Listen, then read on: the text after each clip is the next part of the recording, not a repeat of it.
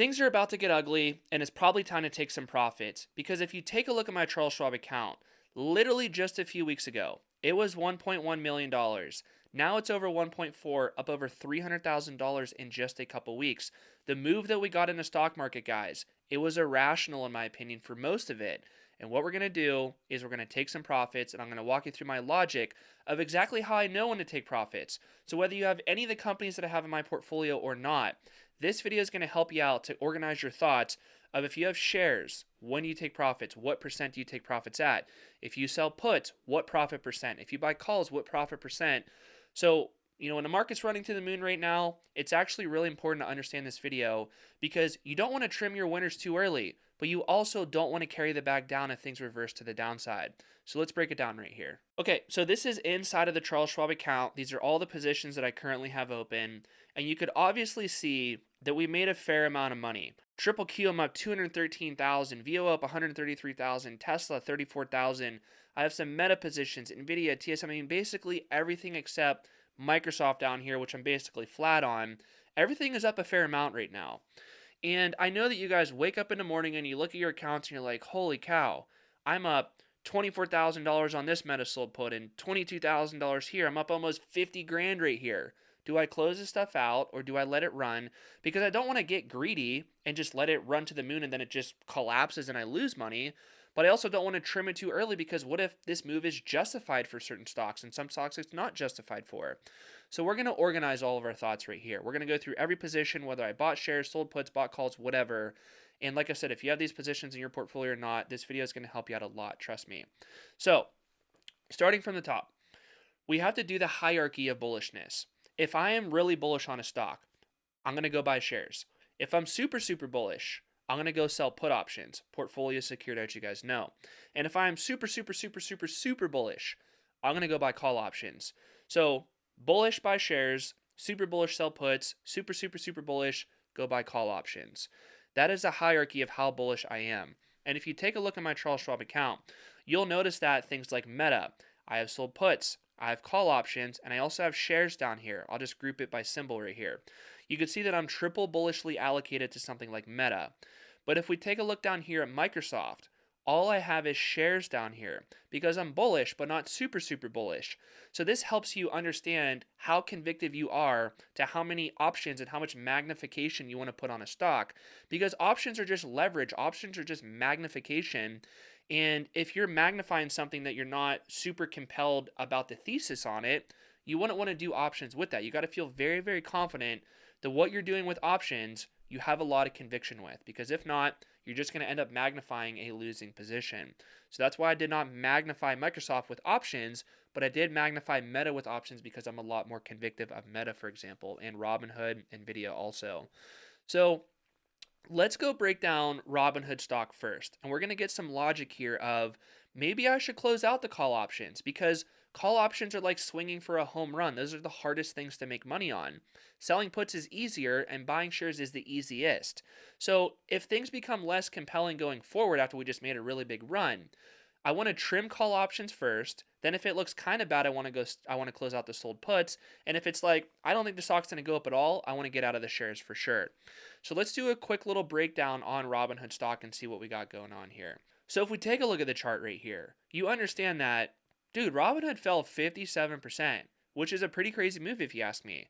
But most retail investors think that that's a generational dip buying opportunity right here because it fell that much. But guess what? It's really not, because the stock up here was a bubble. The stock was expensive and the bubble popped. I mean, if you drop 57%, I consider that to be a bubble bursting if you ask me. So in order to get a good investment, you have to have a good company at a good price. It's a good company up here, but it's not a good price up here. So that means it's a bad investment. So when the stock fell, it's the same company, but it's now the same company at a better price, which makes it a good investment. But again, the stock went up. Do we buy? Do we sell? Do we hold? What do we do? Let's break it down right here. So if we head over to Earnings Hub, let's break down very high level the fundamentals of Robinhood. And like I said, if you have Robinhood in your account or not, we'll go through all the things in my portfolio. The logic of how I flow through this is going to help you out a lot. So earnings per share clearly growing, revenue clearly growing. You know, the company has a moat, they have pricing power, a durable competitive advantage for the retail investors. Those are things that investors like Warren Buffett look for, and that's what I look for too. And of course, you have to get all of that at a good valuation level. So it's kind of a tall order to ask for what I need to invest in a company. I need all that stuff, and I need it to also be at a good price. So it's hard to find that all the time, but you know, we find it, we allocate, we make money, we do good. So good revenue growth, good earnings per share growth, price earnings ratio is around 44 trailing right now, which is a little bit on the high side if you ask me. But if you look at the growth, earnings per share, and revenue, it kind of justifies it because the growth is just so explosive right now. And then if we pop over to the stock sheet really quick, this is for Discord members, you'll see that Robinhood stock, if we go to the right, intrinsic value is somewhere around 86 bucks per share. It's around $90 right now, 91. So it's about 5% overvalued. So it's not a bubble, but it's not also on sale. So think about this with me. Options are just a way to magnify something.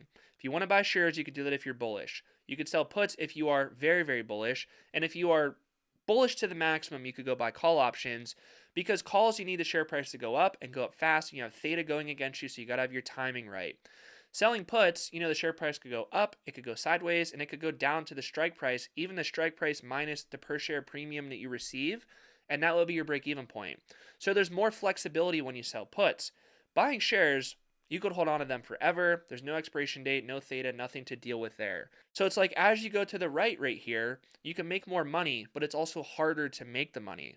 So when things become less compelling for a stock like Robinhood, you don't want to have the 10 out of 10 difficulty trade open to make money because the future prospects don't look as good for the stock, of course, after it just made a really, really big move.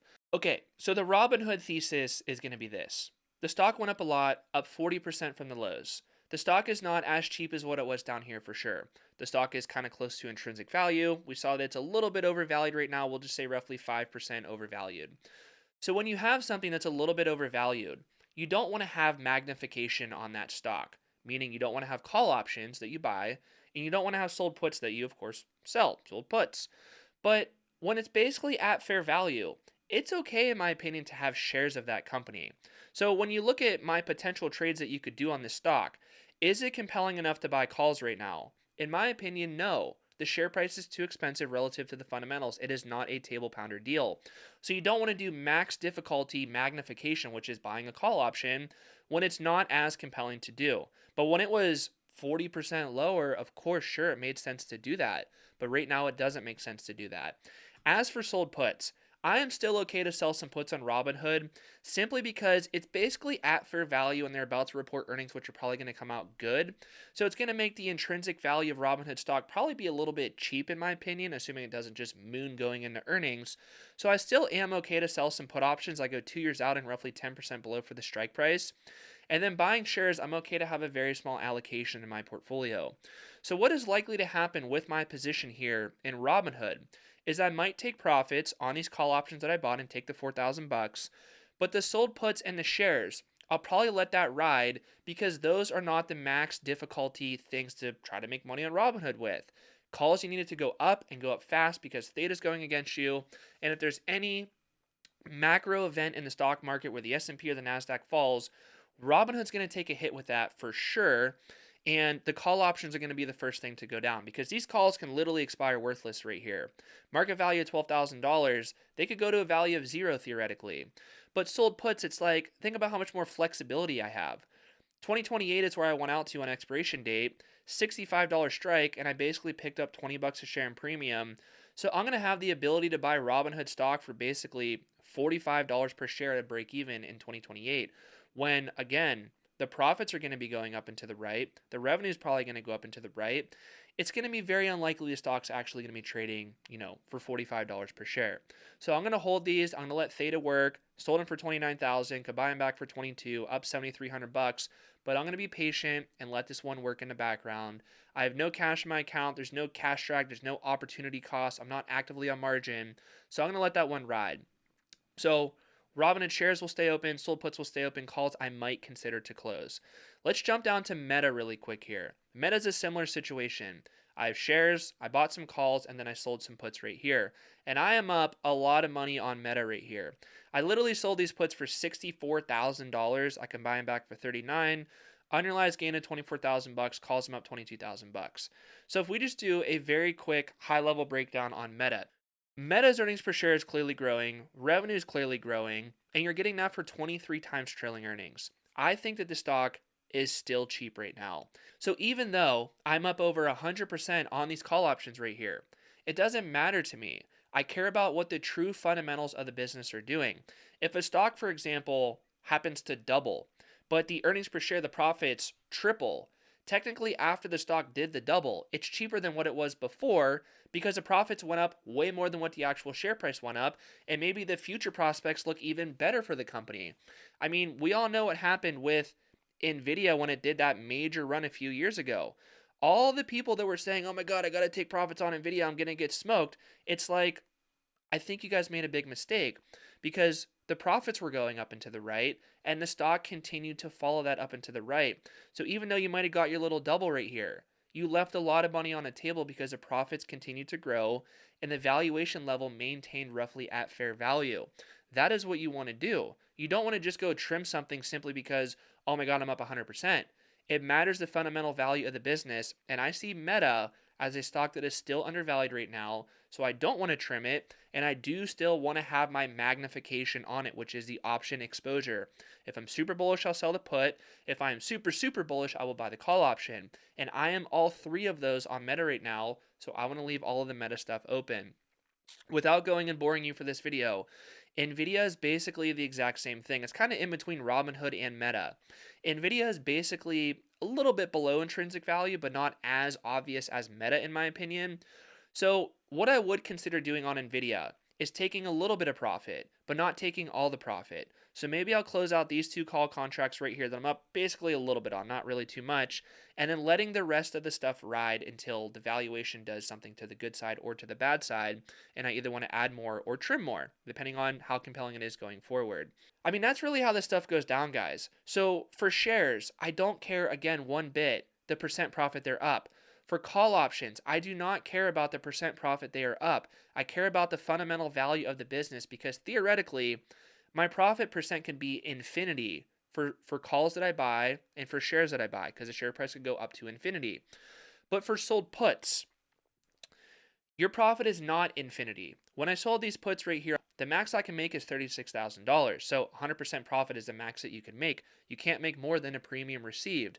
So the way that I know if I want to take profits on a sold put, which this is actually really good information to know, is do I feel like I captured the majority of the move? And if I feel like I did, basically, I bought the stock when it was a little bit cheap. It's now a little bit expensive. I'm up maybe 60% in just a few weeks, just say, for example. I know I'm not, but let's just say that I am. It's like, do I really want to sit on a trade to squeeze it for another 40% when I have another trade set up that's more compelling and I could use my buying power for that? That is a possibility. But also understand this. If we take a look at this exact trade right here, yes, there's a lot of juice left in it. There's $23,000 of juice left in this trade right here, meaning I can make $23,000 more by just sitting on this potentially. I'm at 34%, by the way. If I wanted to close this out and go redo another contract and collect more money, the problem with that is you're trading a quote more safe contract for a quote more risky contract because there's a reason why I'm up 34% right here. It's a 145 strike and time went by too. But if you go reopen this and say you want to go for a higher strike with shorter expiration or something, you're trading something that's very likely to expire worthless to something that is probably going to expire worthless, but not as likely. So again, if this were to say like 80% profit or something like that, it's like, understand that it's 80% profit for a reason, meaning the share price probably went way up, you're super far away from the strike price, and there's not a lot of time left, so theta is hitting that contract so hard, and there's just not a lot of time for the stock to fall, to be honest with you. So you want to be careful of trading things for other things that are less chance of actually making money. You don't want to get cute with this stuff and overcomplicate it. Just stick to the plan of, did I capture the majority of the move? Do I need that buying power for something else? And understand, if I trade this for another contract, am I trading it for something that's very, very risky and likely to maybe expire in the money and have to take assignment or roll it and deal with all that BS? So I opt to usually, when sold puts get somewhere around like 70% profit, I consider taking profit around that level right there. But also, if I don't need the buying power and I don't have another compelling setup ready to go, I'll just sit on it and squeeze it from 70% profit to 100% profit until expiration date, because that last 30% profit to squeeze could potentially be almost guaranteed profit, because it's just like, the current share price of Nvidia's right now is $200 per share. But if this were to be at 80% profit, just say, maybe this would be a $100 strike and it might have 3 months left. So it's like the chance that Nvidia is going to fall from 200 to 100 in 3 months, it's very, very, very unlikely. And again, if I don't need that buying power for something else, it's like you might as well just sit in it and just squeeze a little bit more juice out of the trade, because why not? Why not do that? You should. So overall, we made a lot of money. There's a few things that I'm going to dynamically trim in my portfolio and even add more stuff in my portfolio, because there is still a lot of companies that are on sale right now. But don't overcomplicate this stuff. If you're bullish, you want to go buy shares of something. You want to buy a good company for less than what it's worth. That's what all that matters in the end of the day with stock market investing, and obviously good earnings per share growth. When it's very compelling, you could use options to magnify your return. But you never want to have magnification on a trade when it's not compelling anymore. Don't get married to the position. But also, if you double your money on call options and a trade is super, super compelling still, don't get a little bit antsy and want to just trim that just to trim it. Trim it when it makes sense to trim it. I do not believe in looking at what percent profit I'm up on anything and saying, okay, that's when I got to go take profits, except for sold puts, because they only max out at 100% profit. Warren Buffett does not look at anything in his account and say, oh, I'm up 500%, I have to take profits. He looks at the fundamental value of the business and says, this is the future prospects for the business. This is my magnification if I have any magnification. And when you're magnifying something, it better be freaking compelling to do. But it's all opportunity cost in the stock market. If I were to close something out in my account right now, what am I going to do with that money in the meantime? And what I'm closing it out for, I better expect to make more money than what I'm doing with it right now, because that's just inefficient deployment of capital. So it's just a big dynamic game of following companies, following the values, understanding how to allocate your money in the most advantageous way, and managing risk. That's really what it's all about, guys. So I'm going to wrap the video up here. Market went up a lot. Doesn't mean it's a bubble. Doesn't mean it's going to crash. But some companies it makes sense to trim on, and some companies it makes sense to allocate even more to. Understand the company, the valuation level, the intrinsic value, fair value, all that good stuff. And you're going to be fine in the long term. Of course, we're going to have a lot of short-term volatility, though, which we'll capitalize on.